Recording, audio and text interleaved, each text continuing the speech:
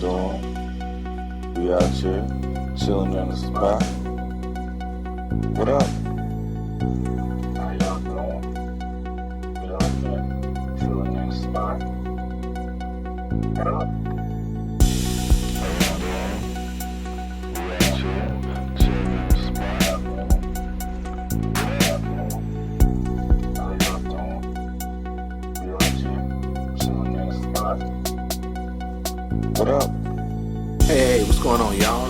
Brothers Breaking Bread podcast in the house. Hey. We'll have a little pop-up. Have everybody over. It'll be good. Yeah, let's make it happen. Let's not just talk about it. This is a beautiful thing, man. Just all this blackness, and we all just getting together. We playing dominoes, we eating, we drinking. And, you know, food is always just the extra, man. They deprive these people of their basic human rights.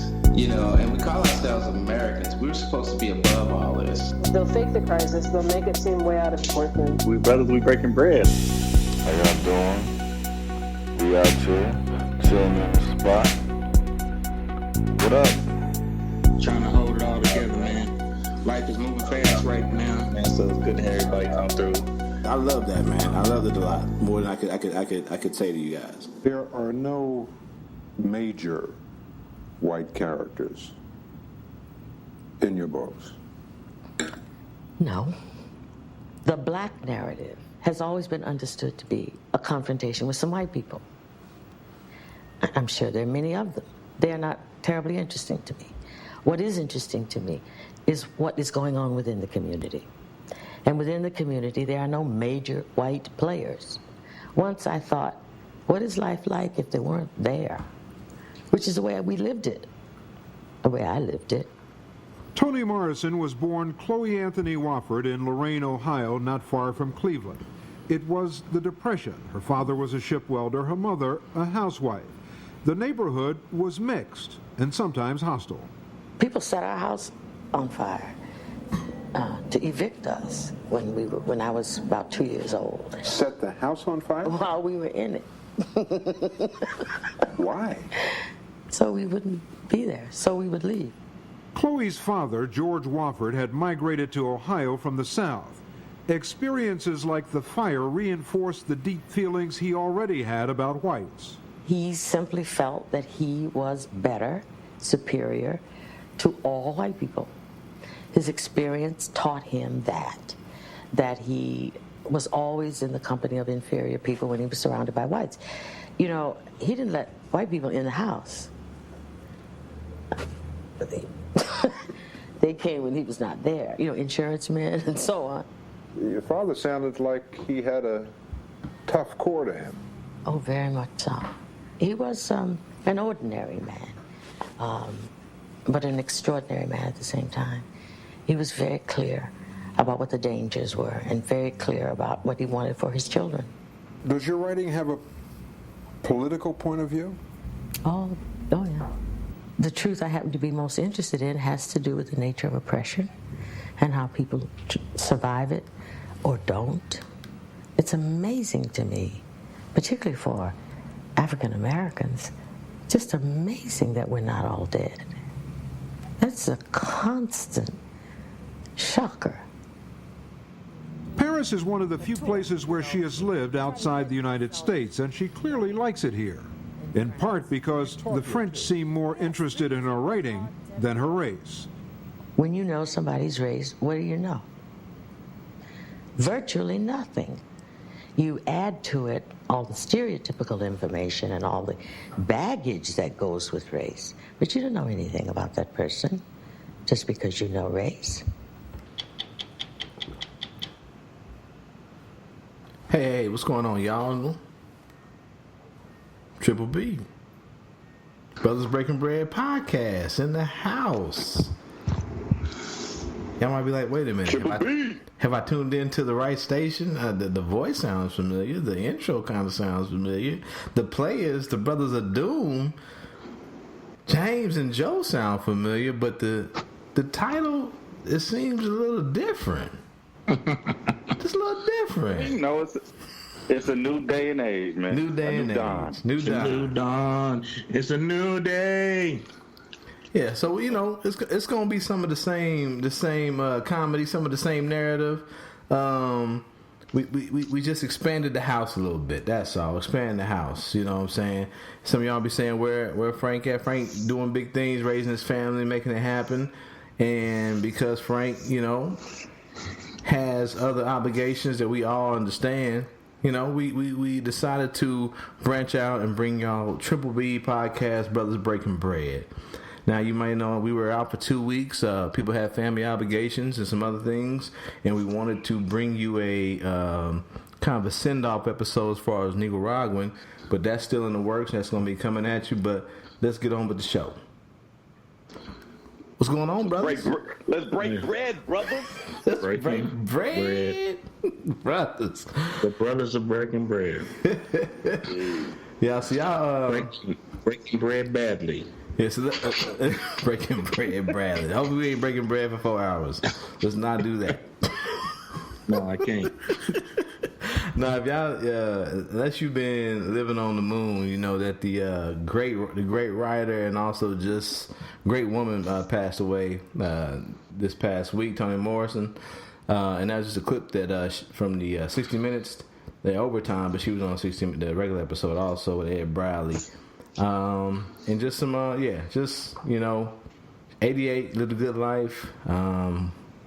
But yeah, she just we played some of her. We played another one of her interviews, our last episode, and it just seems very fitting to open up again, saying that she had just passed. So, rest in power. We lost a good one. Yeah. And listen, unapologetically black. Mm-hmm. Most definitely. Right. The themes that I heard from the interview in the last episode. Well, the last episode from the Nicaraguan podcast and the first one from the Brothers Breaking Bread with Toni Morrison is that she kind of felt an air of superiority.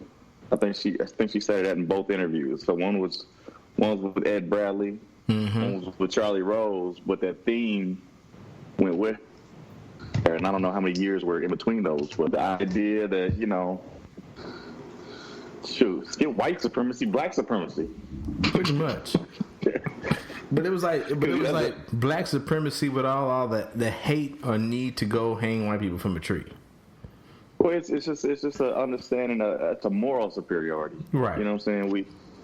You feel the need to exercise your superiority through an exercise of force. Mm-hmm. We exercise ours through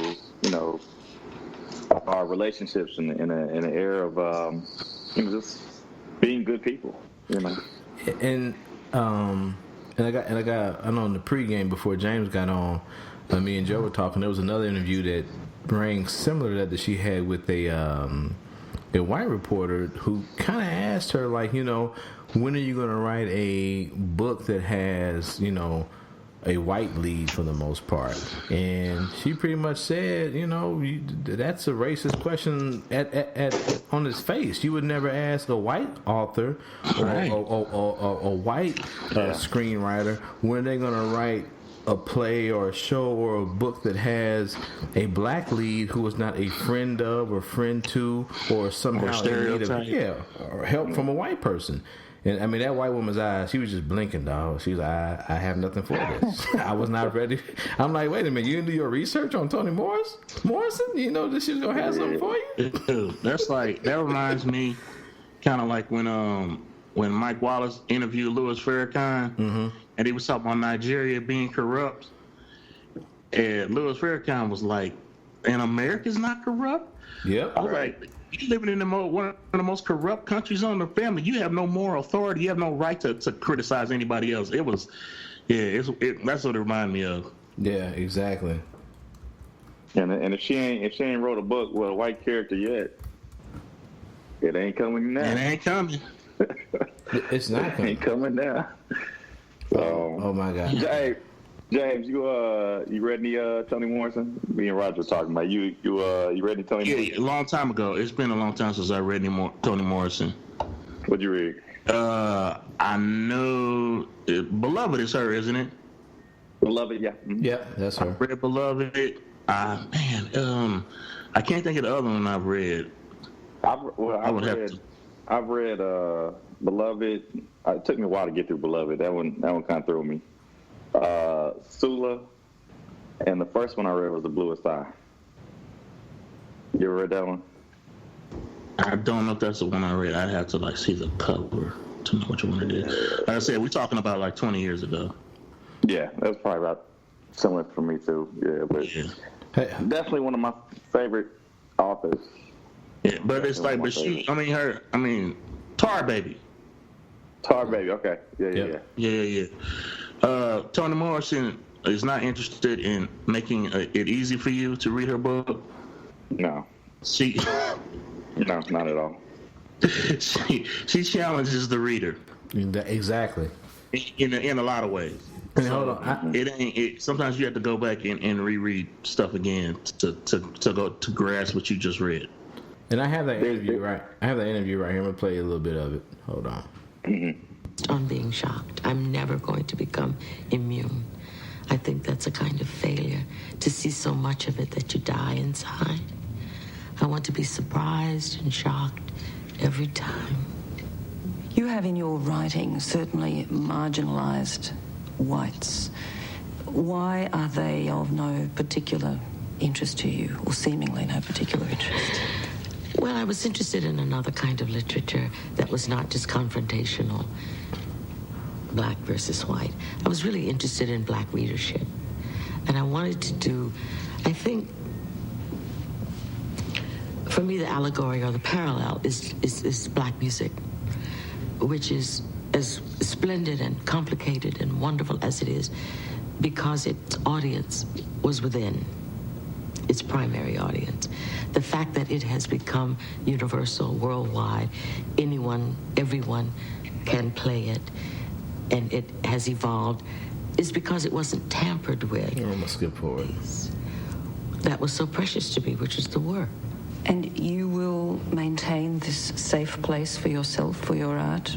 You don't think you will ever change? Okay. I thought that was the clip, but it's the whole interview, so I'm not going to play the whole thing. But I'll put it in the show notes. I like what she was talking about there with comparing her art to black music. Yeah. And how blacks were, because we had our own thing, we were able to create and be expressive the way we felt we wanted to be and should be. Change. And because it was so pure, it kind of caught on to the masses. And I think that's definitely the case with her. I mean, she didn't want to talk about confrontation. She wanted to talk about the relationships that happen within the black community. Mm-hmm. They might be seasoned by oppression from white people or whatever.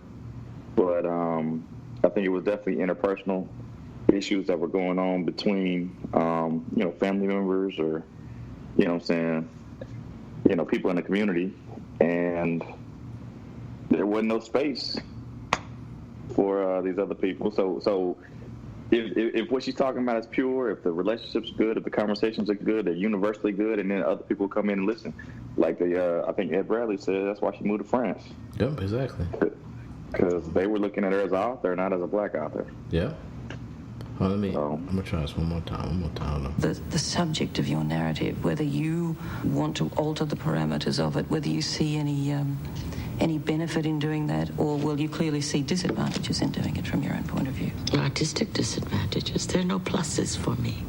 Being an African-American writer is sort of like being a Russian writer who writes about Russia, in Russian, for Russians.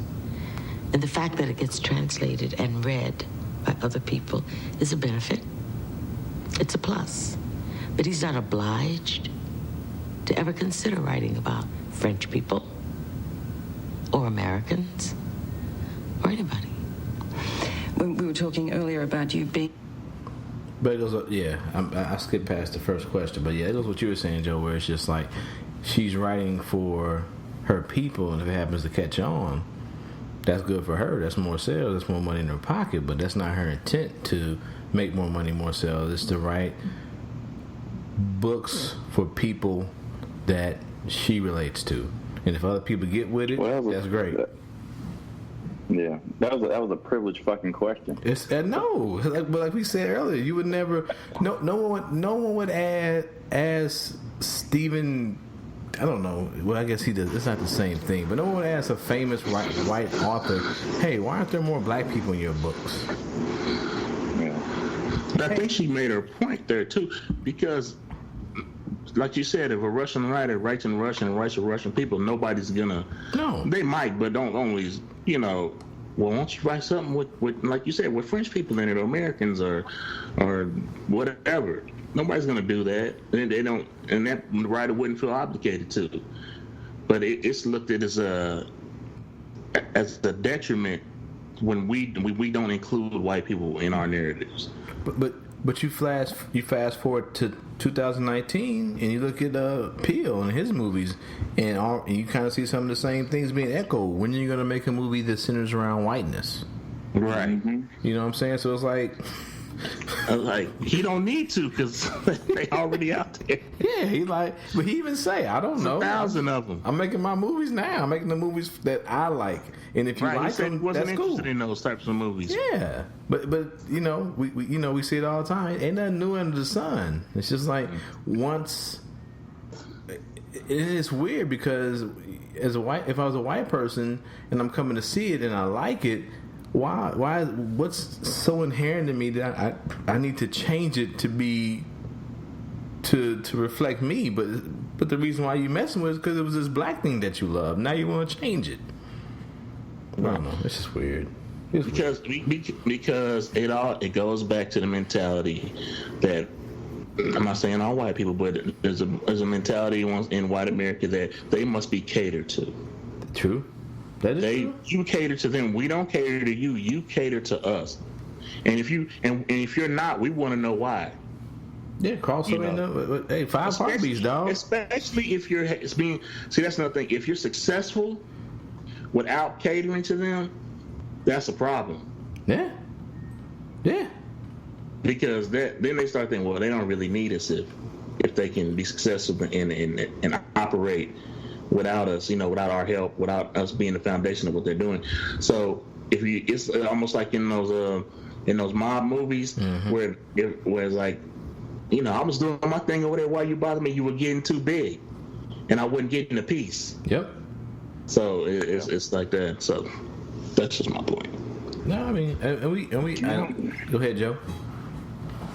No, I'm just saying it's privilege. That's pretty much defines that in one word. They got white privilege. And there is no privilege, Joe. I had to work hard for everything that I got, and damn it, I mean everything I got. I don't know. I don't know. Yeah. It's crazy, but hey, like I said, rest in power, man. We lost a good one, and just yeah, man. We've been taking some hits in the last 5 years or so, bruh. People, old black souls ain't happy with Trump. They leaving. They said we done. They getting on out of here. Ain't gotta be that old. They just. We getting gone, dog. Ain't nothing. Some of them just like I'm sick of this. I'm out. Hey, look at, they seeing them Democratic Party debates. They're like, ooh, it might be another 4. Let's pack it up, y'all. But we'll talk about it. We'll talk about that later on the show. But yeah. So Triple B, Brothers Breaking Bread. I love it. I love it.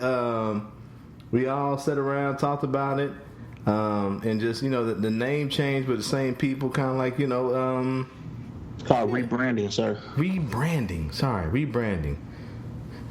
I love it. I don't even think we've mentioned the old podcast yet. We What have. do We did. I did in the beginning. He did. I did just let people know that hey, don't turn your channel. It's we still here. It's just a different name. Like I said, even on the other podcast, I know I said it in the post game and pre game. Just glad you brothers came along for the ride and give your time willingly to this. I really appreciate it. Anyway, enough of that shit. So what's been going on, man? What's been going on with you, James? Man, I'm knee deep in this software engineering program I'm in. It's accelerated program, so I'm getting basically getting 4 years of education in 20 weeks. So So the real question is, when are you gonna be able to hack some of these voting machines? Oh, you know they having the hackers, the National Hackers Convention in Vegas this weekend. I wanted to go. Yeah, man, you gotta learn. And that's and part of what they'll be doing down there is trying to hack in the voting machines to see who can do it. Mm-hmm. Right. So, actually, because we have guest speakers that come to our classroom, we had the president of the Kansas City Tech Council. Nice. Come in, and he was saying, if you have any interest in cybersecurity, that is definitely an area to get into. He said that's the number one need right now of many companies in the tech industry. And he said just in Kansas City, he said cybersecurity techs started about 120,000 a year. Yeah, I mean, we talked about it after we took you out for your little bachelor party gig. I told you I was going back to school to get my computer science degree, and I don't know if I'll be doing cybersecurity, but I definitely not trying to stand up for 10 hours a day, the job I do now, which I do love. But it's good to know that there's some prospects out there. Oh man, it's a. In fact, I just had my former boss. I mean, I technically still work here, but I'm not really working there. But he took me out to dinner tonight, and he's like, "Well, I want to talk to you anyway." He said, "I know you're moving on." He said, "But I have contacts, out here that when you're done with school, let me know, and I got people you need to talk to." Nice. And let's see if we can get you where you want to be. So, man, the opportunities are just falling in my lap. I just have to do the work. All right. Remember your boy. You quit your job? Yep. Damn. Yeah. Breaking news. Yep. I mean, I'm putting about 60 hours a week in with class and study time right now. Wow. So when I should really be studying right now, but I'm here. No, like I said, we appreciate it. How long will it take till you're done? November 1st is last day. Nice. Oh, really? Nice. Okay. Well, it's good, man. Good. I have 5 times the amount of study hours that most people that graduate in other programs similar to ours will have when I get done, in like a lot less time. Nice. Right. Wow. I'll say, remember your boy. Yeah. Okay. What's been going on? I mean, it takes a certain mentality, but I mean, they need people that have the right attitude, that can write code, and they desperate. They desperate. You got a right attitude and you can write code, you can get a job. That pays. I feel you. Well, good. Hey, man, as always, good luck to you, man, and we appreciate your time. Yeah, no problem. Yeah, no. What's going on with you, Joe? School starting back. School starting back. Yeah, so, it seems like it starts early every year. Am I tripping? Well, they have 20 snow days a year, so shit. It was several years ago. We had a shit ton of snow days, so they decided to move it up earlier to kind of build that in. And they just kind of stayed with that. And they stayed with that, and then we had a shit ton of snow days this year. Yeah, and that's true. Shrink the summer on us. I got you. Okay. So, it's been like this for at least 5 years. Okay. Yeah. That's what it is, man. It is what it is. I feel you. So are you ready? Are you ready to get back to school? Probably not. Nah, but it's here. It is what it is, though. It is what it is. Gotta make the donuts, dog. Gotta make the. Yeah, you gotta make donuts and make the bunny. Shit. Yeah. Ain't nothing free out here. Nothing at all. So over this way, ain't nothing really happening. Since the last episode, TT finally came through, so we in the house.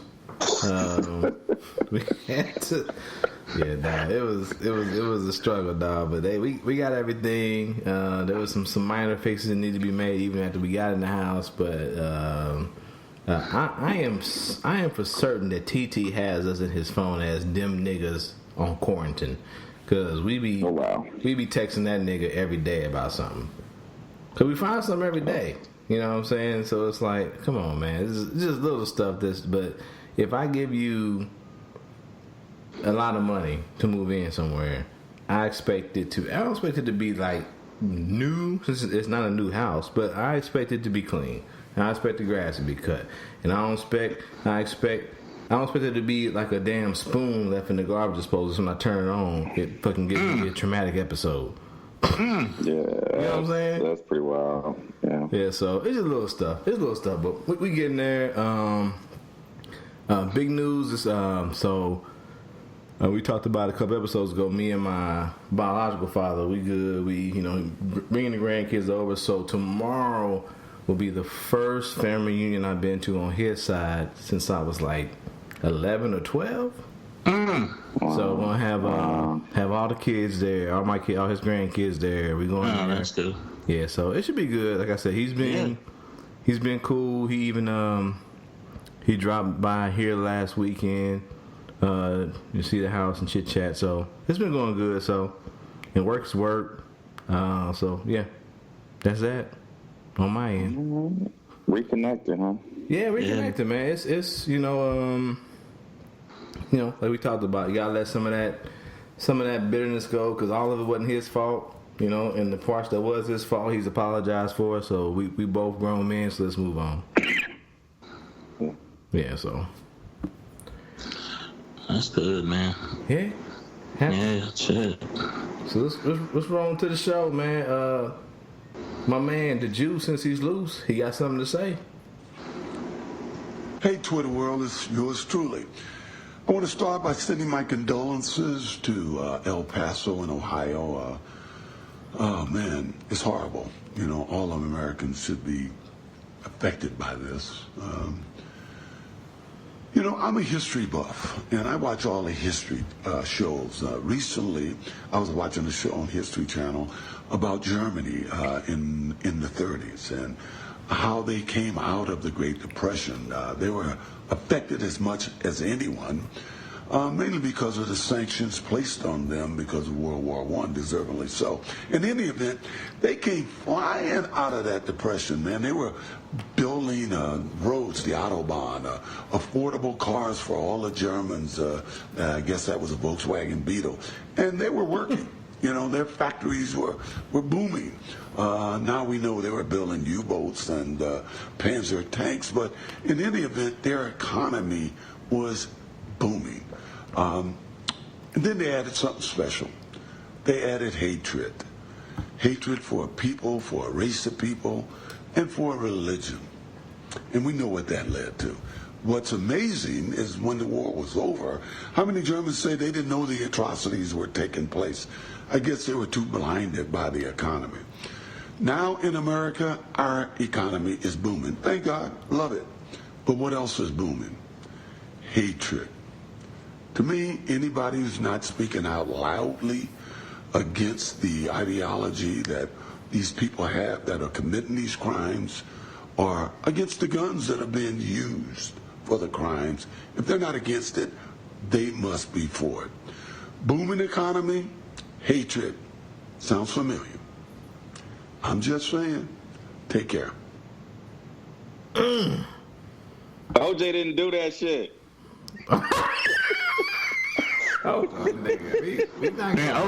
OJ got writers. OJ got somebody, dog. He got a man. Nah, fuck that. That shit was off the cuff, man. I will. OJ didn't hire a writing team. He got a writing team that didn't mention Trump. For sure. He got a writing team, and he trying to bring his image back. So this is how he's doing it. They ain't gonna give him a TV show. OJ writing team will tell him who to pick for fucking fantasy football. He got a writing team to tell him pick Patrick Mahomes as the first pick in fantasy football. But nigga, that was authentic right there. I don't know. I could see it either way. I mean, I ain't gonna say OJ a dummy. I mean, I ain't never. Well, I don't remember OJ ever being like having deep thoughts before. Honestly. Yeah, but but OJ it's a different age. What'd you say? OJ was in Roots. What that got to do with anything? Joe reaching. Dog. He said OJ was in Roots. OJ apologist. He tried to OJ. You knew Al OJ ain't do that shit. Nigga, we all was OJ apologists in 94, nigga, 96. Nah, Nigga, I ain't you gonna couldn't lie. tell. OJ made white people mad. That's all I cared about. I ain't gonna lie. Well, that's why we believed it. It was nigga, shit, the glove didn't fit. It was splotches all over the Rockingham estate, and I don't know. Fucking what's the name? The racists put it there. Hey, when my pops Pureman. My pops said he was a homicide detective. Said, yeah, if that nigga didn't do it, he paid the nigga that did it. I was like, fair enough. All right. All right. I don't know what to say, but I think, dude, he has too much compassion to him committed the murders, man. He said anybody who ain't spoke out against these atrocities. Man, OJ has acted before, so. Yeah, that's true. He wasn't good at acting, though. He was a naked gun, dog. You talk about a stretch. You know, he can have plenty of time to practice in prison. You and Joe stretch in different ways.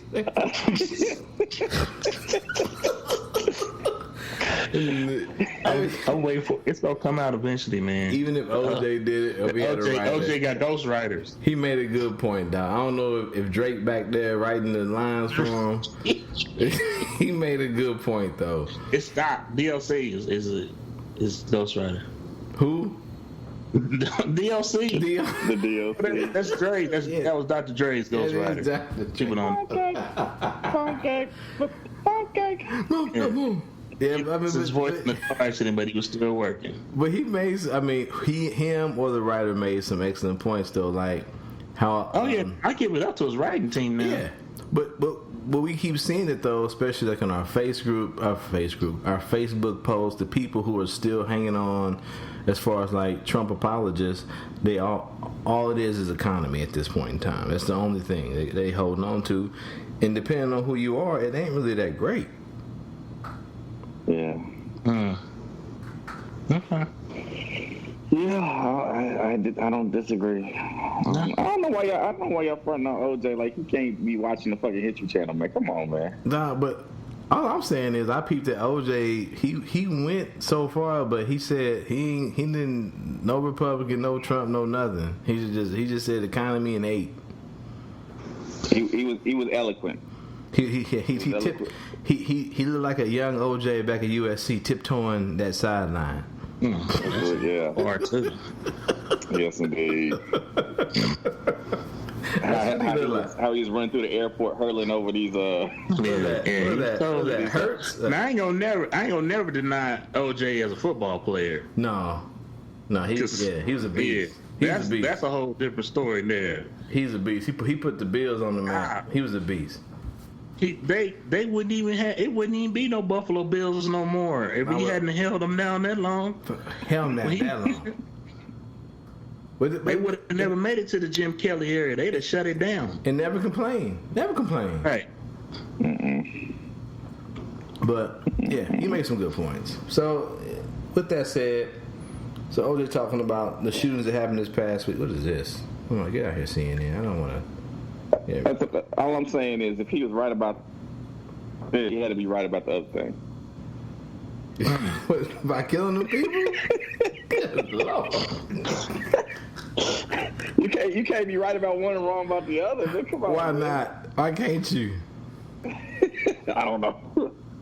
Well, even the occupants said we need smart rate legislation as far as like background checks. I mean, nigga, he got ghostwriters for real. That nigga can't even read. He got ghostwriters. Dog, he don't know the cities. Nigga, neither do his ghostwriters. To the people of Cleveland, To the people of Kansas City, Kansas, like, wait a minute, that's a whole different state, nigga. Oh, my bad. I can't read. So anyway, was it Dayton? Oh, my bad. Okay. Not to make light of the events that happened this past week. So, 2, I guess, mass shootings, and I know people like to debate what a mass shooting is. That I don't get into all that. A lot of people died in 2 different places, Texas and Ohio. Both. And then we talk about that later also, because it goes. They leaving out, even though a lot of people didn't get killed, a lot of people did get shot in Chicago too at that park. Yeah. Ooh, yeah, I forgot about that. Yeah. They don't ever talk about that though. Well, they don't talk about that when they want to shame black people. Right. When we talk about violence, that's the only time we talk about. But the thing is that all that stuff intersects. It does, but it's like. People get so blinded about, like, what about black on black crime, and you just go, if you're smart enough, you go, it's all gun violence. It's all gun violence, and we all know, if you're smart enough, you know that most violence, murder, homicide tends to be crimes of proximity. So what about white on white violence? All right, yeah. It's just like, come on, man, stop. What are you doing? I don't know. The definition where they have it being 4 or more people.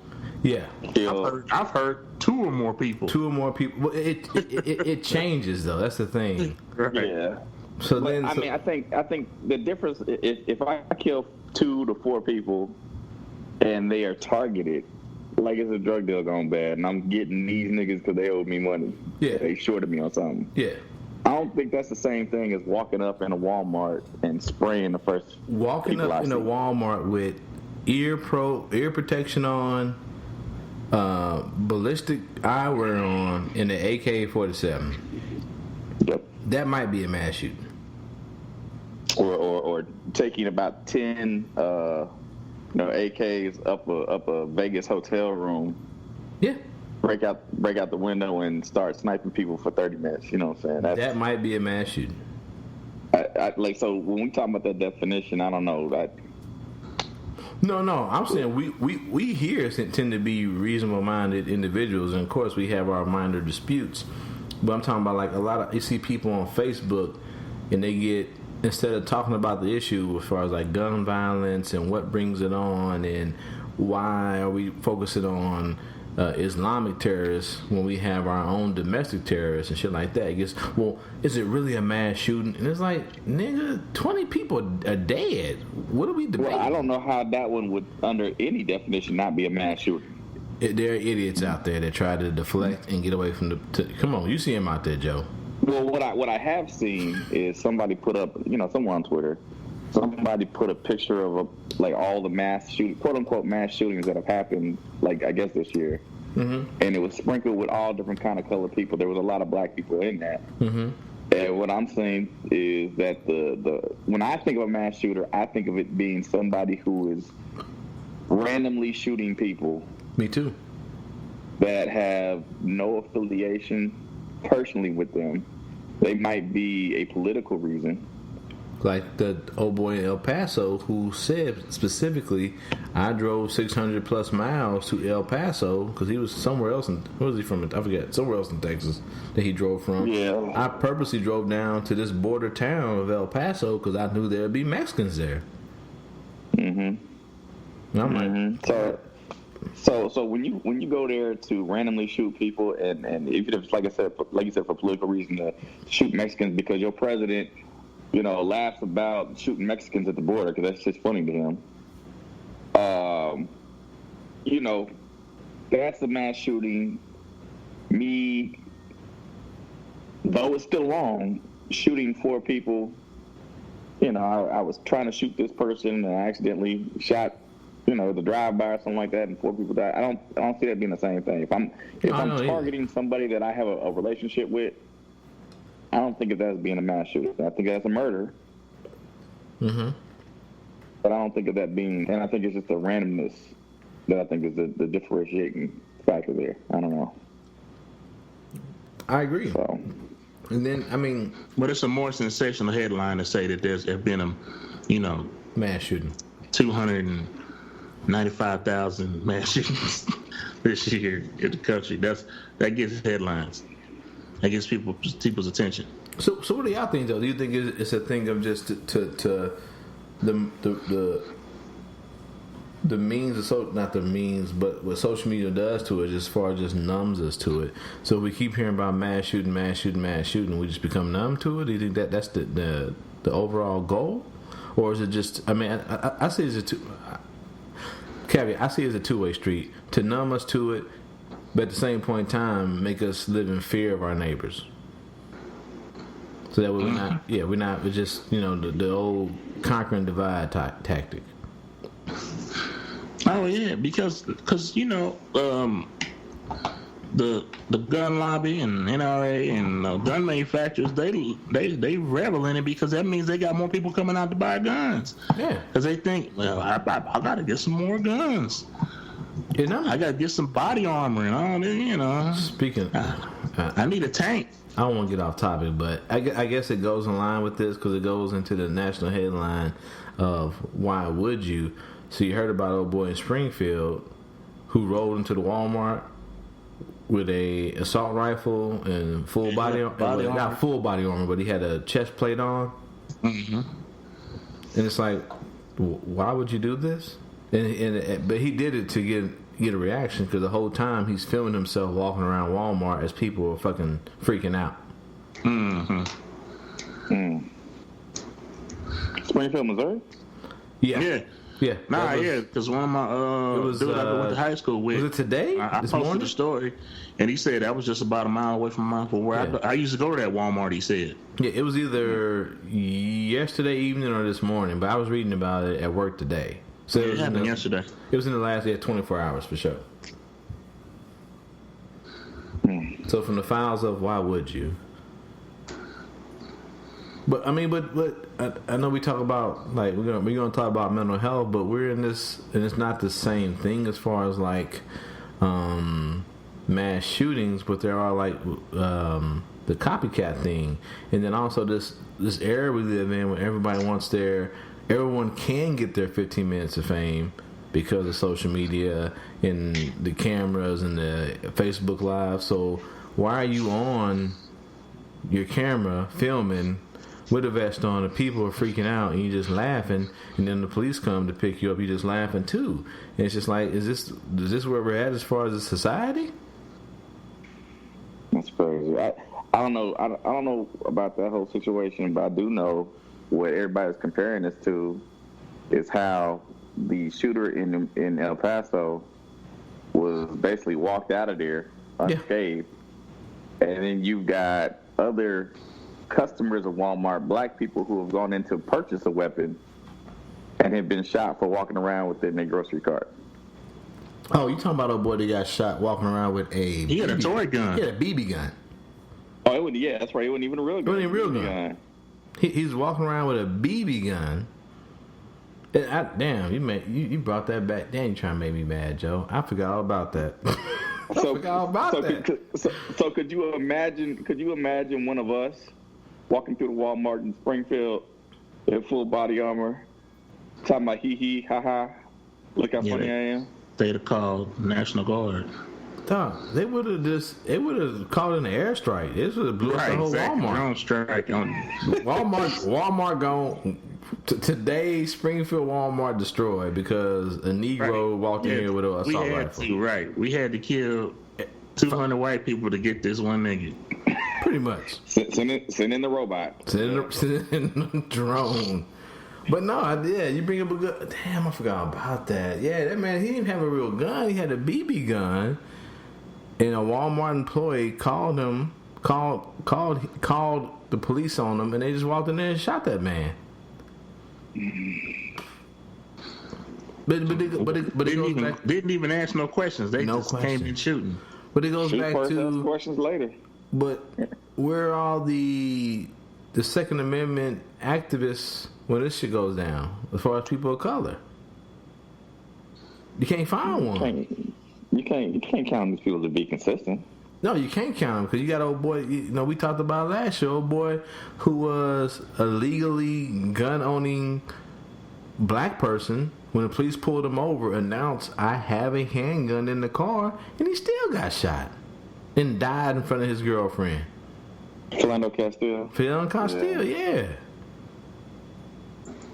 So here, that same weekend, Alden Sterling had a gun, and they wrestled his ass to the ground and shot his ass too. Yeah.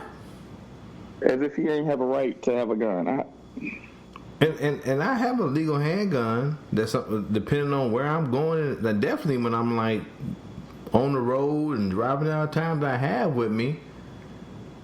And it's always that debate of, I know I'm going through all these small little ass towns. I need to have my handgun versus when the cops pull me over and they ask I have a fucking weapon in the vehicle and I gotta tell them. It's like, what's the lesser or greater of two evils?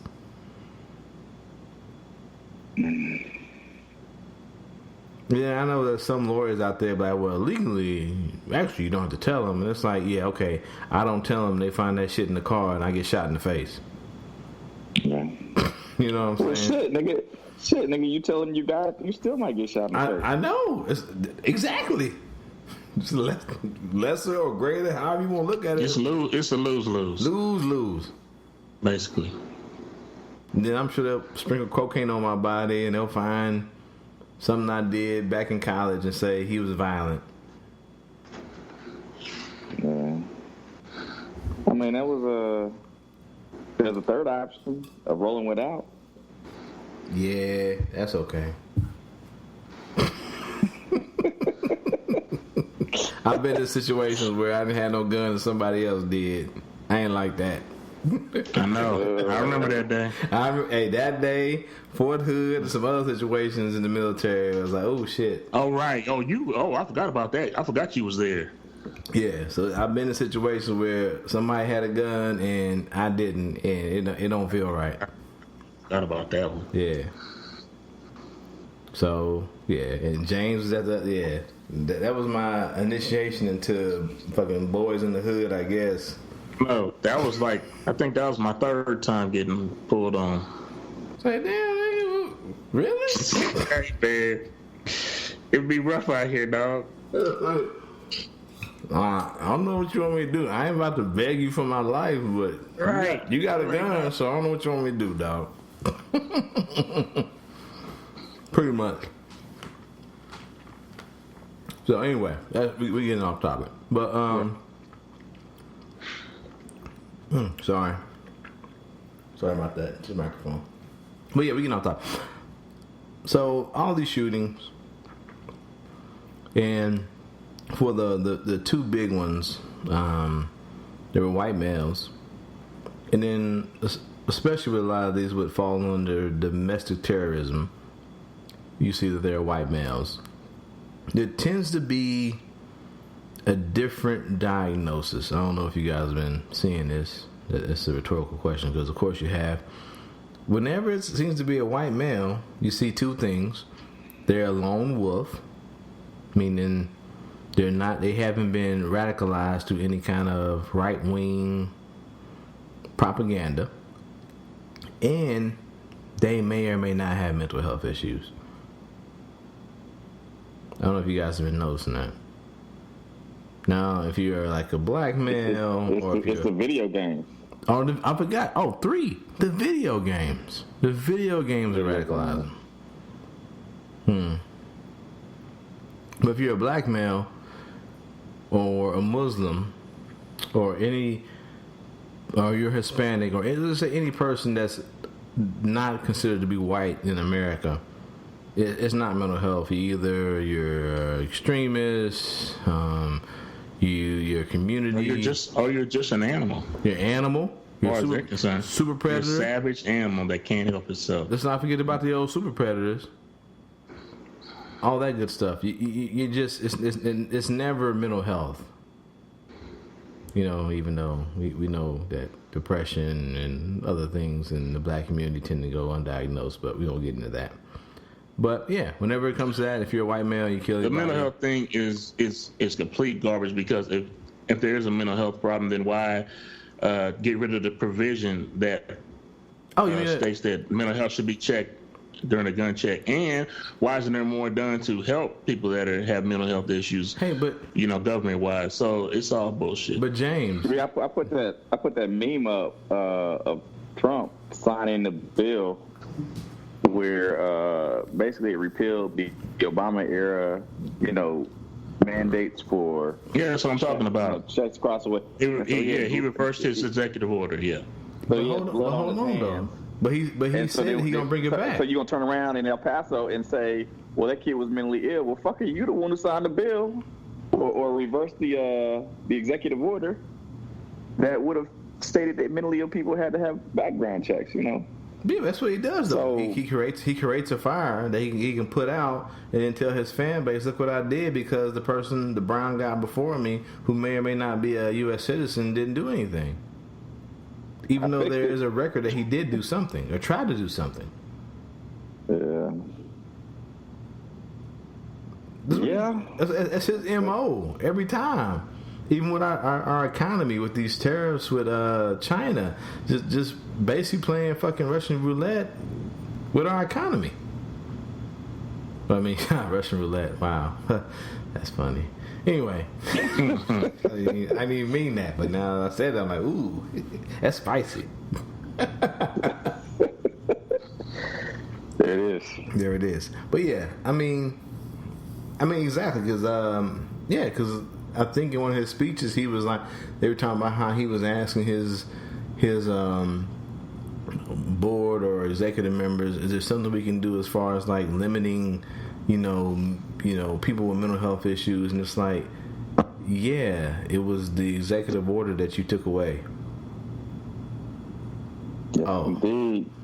If we could have taken you out of being the president, well, I mean, beyond that, I mean, it's look, we can't blame every president for everything that happened under their watch. We can't, because he want to turn around and blame Sandy Hook on Obama as if those were parallels, and they're both ugly situations. They're both mass shootings, and unfortunately with Obama, Sandy Hook was, in a time where they shot 6-year-olds, a whole classroom full of 6-year-olds. But one was, to me, about somebody who was completely random and doing something that had nothing to do with politics. The other one felt like he was figuring out the will of the then president. And so when the president talks about stopping people at the border, and you take it upon yourself to go do something about that, it's the same as somebody, being mad at their mother and shooting up her classroom. It's not. Yeah, exactly. But all the subtleness gets lost in social media and sound bites. Something we talked about on here before too. No one really sits down and talks about all the underlying issues that lead to this act of violence. Yep. I mean, what you posted the didn't he have a picture on his Twitter account or something like that? Of Trump spelled out in guns. I don't know if I posted it, but I'm sure someone on Facebook posted it. But I may have. But the fact that people are just acting like Trump is not, or the occupant or the president, whatever the fuck you want to call him, is not radicalizing. I hate using that word. But it's not inciting people to violence. It's just you purposely being a dumbass and refusing to see the candidate that you voted for or supported for whatever reason is doing this, and he's doing it to America. Yeah. It's I mean, it's not the same. And now you got what's this? Last week up in Montana, you got some idiot body slamming a kid because he would take his hat off for the national anthem. Yeah, he cracked the skull or something, didn't he? Dog, I wish a nigga would in front of me.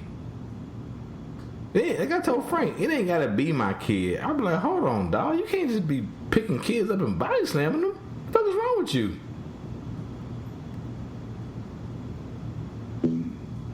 But this is where we at though. People, it's not Nazi Germany, you know, I guess, but that nationalism toward the fact where it's like it's a free country, but only if you believe in the things that I believe in.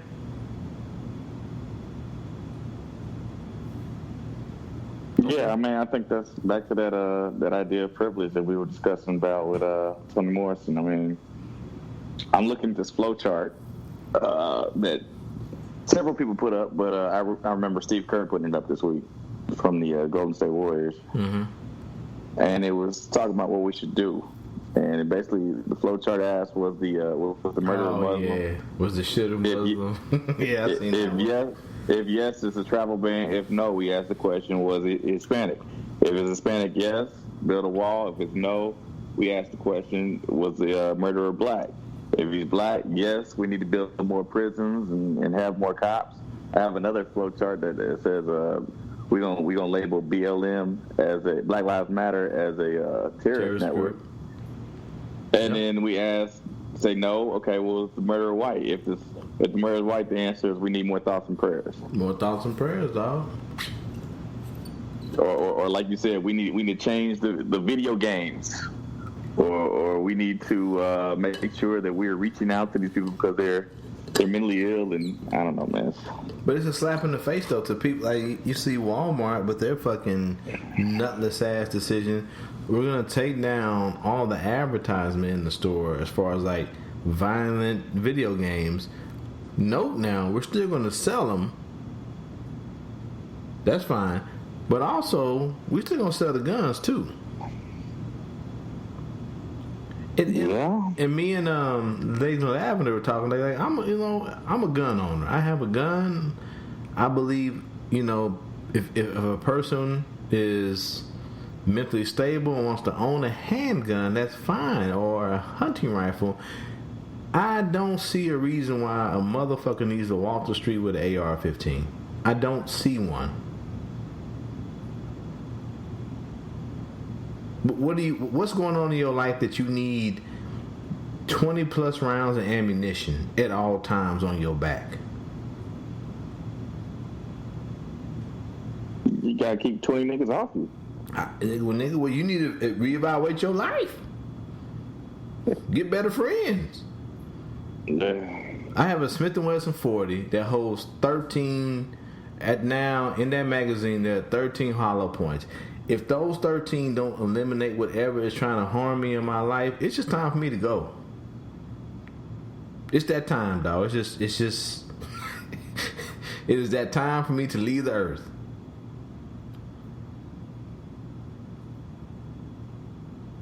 I don't know what's the number then. 13?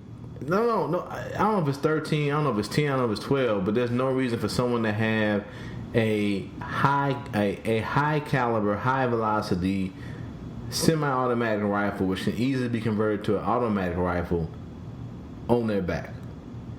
Because that Smith & Wesson is not high caliber. It's not. I mean, the rounds. I mean, they're not going about to penetrate no body armor. They'll knock the breath out you. All right, so I went down to Texas last week, family reunion, and my cousin James and our cousin, pulled out some guns, and we were basically shooting in the backyard because it's a farm, Old Town Road, nobody out there, and he had a 22 rifle or something that had like 25 rounds in it. So how would that qualify? You're talking about 22 though. That's like a very small caliber bullet. Right. Yeah. Right. So you okay with that having 25 rounds? Maybe I shouldn't put the round count in it. Maybe, like I said, a high caliber, high velocity rifle, which AR-15 is. You talking about 5.56? What does that fall into? So you want like a Venn diagram of caliber But I don't think count. as far as like, but even that was a hunting rifle that can hold a large capacity. And I guess those everybody can say these are hunting rifles too. End of the day, there is an area of gray, yes. But then also, same point in time, if it's a hunting rifle, you take it hunting. You don't need it to be walking up into Walmart and walking around the streets with it. Well, it depends on what you're hunting. I mean, if you're hunting people, then once again, if you're hunting Mexicans at the border town of El Paso, yeah. Someone, I mean, yeah, I admit I'm not qualified to have that debate. I just know that there is a gray area. Am I like opposed to there being no guns in our society? I'm not opposed to that either. But as long as it's legal for me to have a handgun, I'm gonna have a handgun in my home or in my vehicle. I don't, you know, unlike my brother who has had some other extreme things happen to him in his lifetime. He's been carjacked at gunpoint. We can have him on the show to talk about that. But yeah, I'm just. It's one of those things, but at the same point in time, I don't. It's weird because when my children are in my home, I don't feel safer with it because now I have to put it up and put it away and lock it away, so they don't have access to it. You know what I'm saying? Yeah. It's one of those. It's weird, you know. I don't know. I don't know. Like I said, I'm not. I don't know what the caliber or what the round the as far as like the clip size would be, but I just know that I know what me being you see the pictures of people at Starbucks and there's some dude in line with an AR-15 on his back and it's like, yeah. But then like if the dude was in there and he had like a 9mm on his hip, I wouldn't be offended by it, but somebody else would be. So I don't, you know. I don't know where that stops at. What's happened to the argument of the good guy with the gun? Are we still arguing that? But it's like what about the bad guy with a gun? A good guy with a gun. But it's like the American soldier though. It's like the good guy with the gun seems to be just a white guy. Just like support the troops seems to be a white guy with a strong chin. Yeah. Yeah, I would be the good guy with a gun, but when the cops show up, they probably shoot my black ass too. Just like that, the security guard back in, what was that? That just last year called the police. And when the cops got there, they shot him. Then they had all these excuses talking about, well, he should have been further away and this and that. And it's like, no, he was holding a violent person on the ground, which is his duty as security guard, at gunpoint until you guys got there.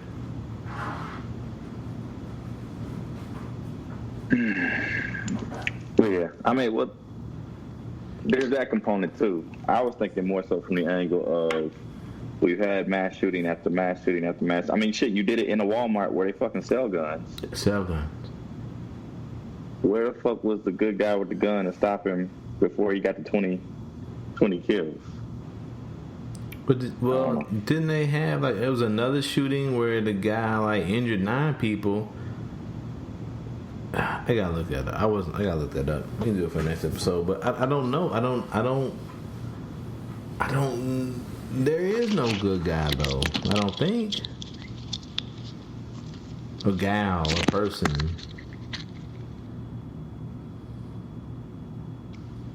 Because the good person with the gun is going to end up probably shooting somebody else before they take that guy out. Yep. I mean, just this last week, and of course, people will say, well, he was a rookie officer. There was a story out of, I think it was like California, a rookie officer like second or third day on the beat by himself. This guy through training, all his, supervised rides or whatnot, gets called to the scene of a crime, or not a crime, or suspected crime, person on the ground, whatever. And when he gets there, woman's on the ground, and her dog, I don't know the breed of the dog, but it's a large dog, is like charging at him, growling, and he's like, "Hey, is this your dog?" Dog still charging at him. The woman's on the ground, not saying nothing. Pulls the handgun out, clips the dog, fires 2 more rounds because he's scared, panicked. Ends up killing the woman that's on the ground. Yeah. But no one wants to talk about. Everyone wants to believe like everyone's gonna be fucking John Wayne, Wyatt Earp. No, you're gonna be a nigga or a white person or whoever in a crowd, letting off a shot as you getting away from the person that's shooting. That's what's gonna happen. You may hit the person that's shooting. You may hit a innocent woman or child just trying to get away from you shooting at the motherfucker shooting. Yeah. And you know what they're gonna say, Joe? It could have been worse. That's what they gonna say, pimp. It could have been worse. Well, yeah, that's the Fox News thing is let's put more guns in the schools and let's put more guns in we need to put retired veterans and all kind of people, put them to work, and that's monitoring everything. And I don't know, but no, I don't know. I've gotten fatigued with the whole situation because every time this happens, we get I mean, it was on the old podcast, but we've gotten to this pattern where we get enraged. We talk about it for 2-3 weeks, and then we move on to the next thing. And nobody ever does legislation on it. And it's Mitch McConnell. Shit, Mitch McConnell refuses to vote on any, even host a vote on any of these topics. And I don't know, man. Until we get new leadership, man, it's just really a moot point because it's gonna keep happening.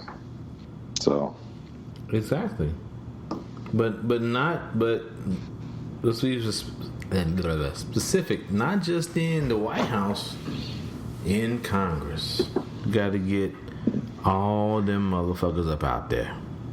Well, that's Mitch McConnell. Yeah. I'm saying, you hear what they did to him? Yeah, they blocked his Twitter account, bro. Did they? They did. That's funny. I was talking about they booed his ass out of like 2 restaurants this week in Kentucky. No. I was being specific. A lot of people, when you say leadership, they think president. Yeah. You say, I always think when people say leadership, I think Congress. And it's like those are the people that's going.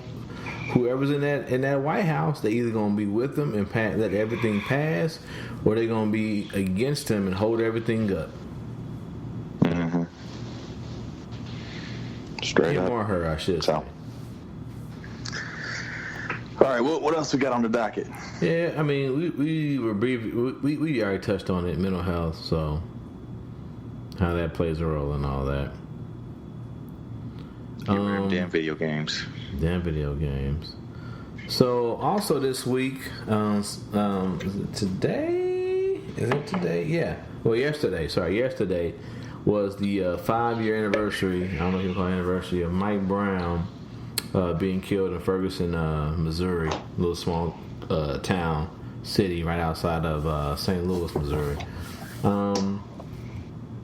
And the big thing is like it kind of, even though me, you, James, other people on the who been on Nicaragua and also Triple B podcast, we know about the police brutality, harassment that happens not only just in the inner city, but when you step outside of your lane, and go to some of these other cities or suburbs that they deem you're not supposed to be in.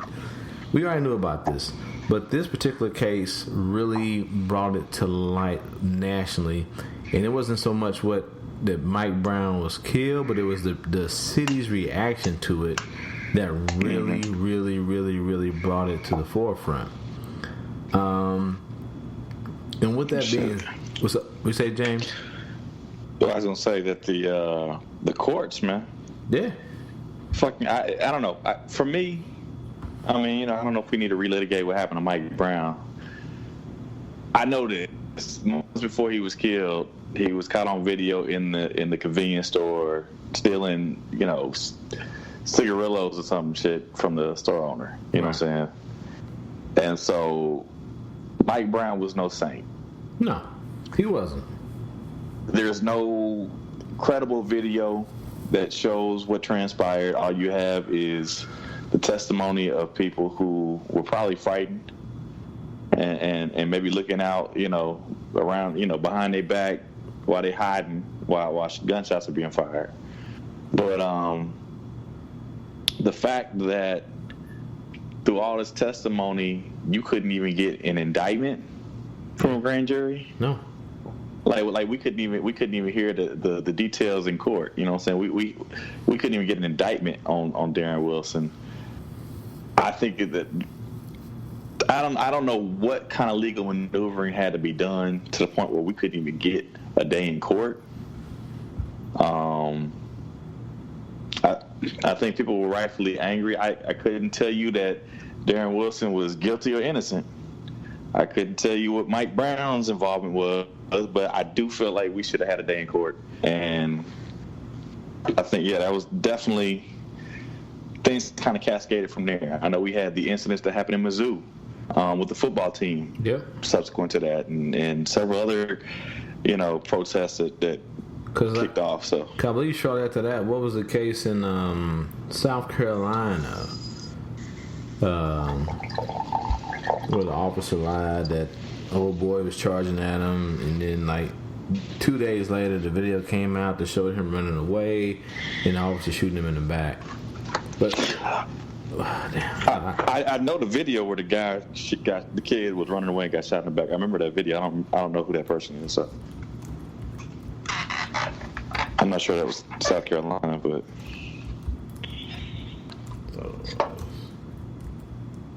it's just crazy. Walter Scott, there we go.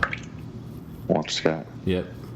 April 4th, 2015, North Charleston, South Carolina. I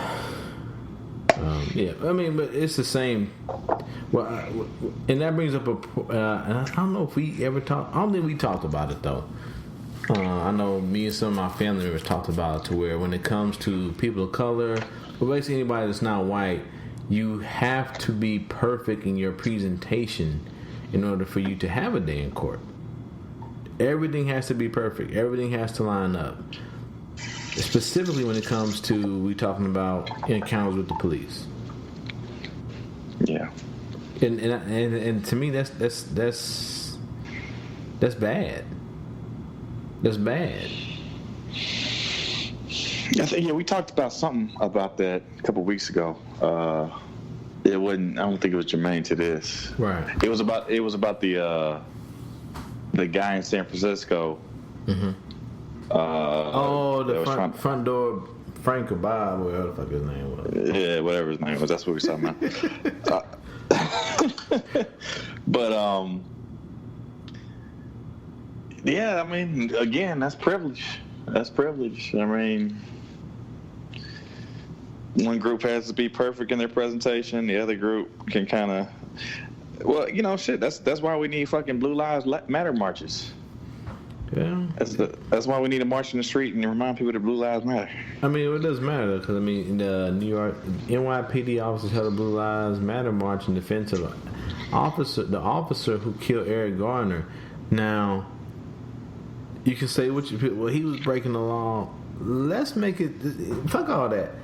The man was on video using an illegal chokehold on a quote-unquote suspect, which led to his death. I can't breathe. As he screamed, I can't breathe. So my thing is, it's like, okay, I get if it's, I don't even, if it's you and him one-on-one, and you think that you're under threat, because he was a big dude, but it's like 4 or 5 other police officers around. How could you not have controlled that without choking this man to death? And then for these bastards to line up and march for this, but I'm supposed to respect the law of the police? Because 5 years later, he finally get fired, I guess. Is that the deal? He finally got fired for this? No, and I don't know if he got fired. It was recommended that he be fired. I'm thinking that's, there was a recommendation that he be fired. And basically what I read, I don't know exactly what the details are, but... I mean, he may be fired now, but I know that as of August 5th, there was a recommendation that he be fired, and that's why these bastards had to march. So, August, damn, how long has it been? And they just now recommended this motherfucker here? Just 2014, pimp. 2014, that was his name. I don't know how to pronounce it. Penteo was it'll be in the show notes. Was recorded putting Eric Garner in a legal chokehold before Garner uttered his last words, "I can't breathe," which became a rallying cry for the Black Lives Matter movement. Blue Lives Matter. When was the officer in danger? Never. The nigga had loose cigarettes. And he was selling. He had a side hustle, basically, pimp. Yep. Side hustle. You gotta die. And he's a big black man, and he was angry. So you probably gonna die over that. But I'm looking at this. I don't want to play the video, but all this respect the flag, like we talked about, like earlier on the episode, not too long ago. Oh, the 13-year-old boy, he got body slammed by the kid because he didn't respect the anthem. But these bastards are allowed to like make a American flag that's black and blue. Yeah. Ain't that a bastardization of the American flag? We can disrespect the flag in that way, huh?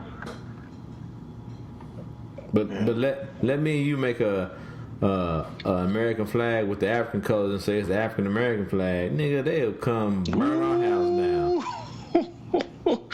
Nigga, we be strung up somewhere. Get them. We'll be like, old boy, we gonna talk about in Galveston. They'll come tie us to a horse and march us down the street. There it is. Nigga, fucking roundup.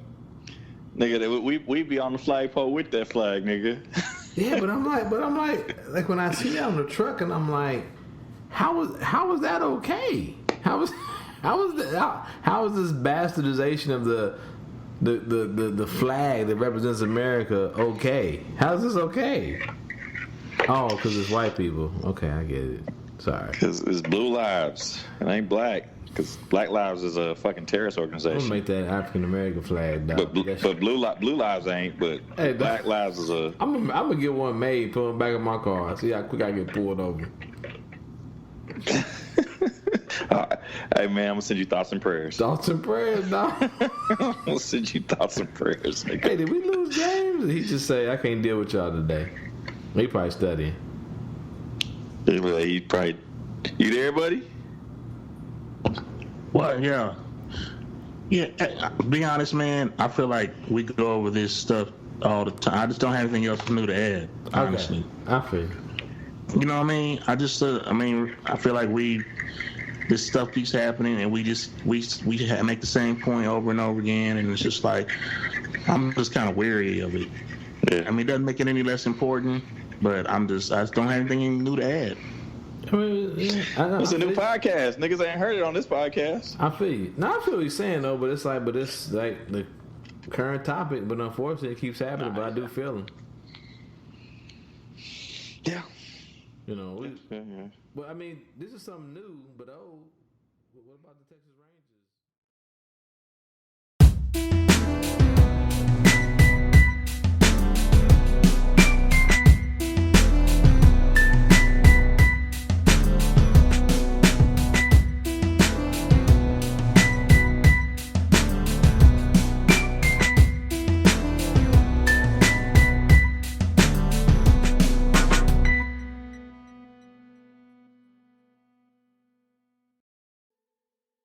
Break bread with your brothers whenever possible.